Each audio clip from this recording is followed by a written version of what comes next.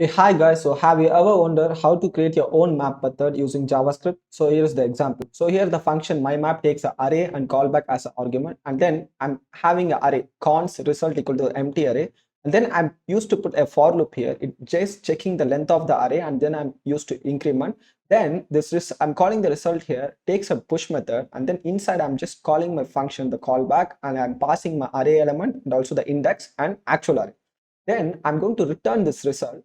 Now for this example usage, I have a number here of the array 1, 2, 3, 4, 5, and then I'm using to double. I'm just going to use my map method to double it. So I'm calling my map and then I'm passing my number. It takes a function value and value multiplied by 2. Now it's going to check the each and every element inside the array, and then the output I got 2, 4, 6, 8, 10. So this is how my map method works, but you can use your own JavaScript map method. It has lots of features, but this is good example. You can understand how the basic things of map works. Thank you so much guys. So if you love this content, please follow my page.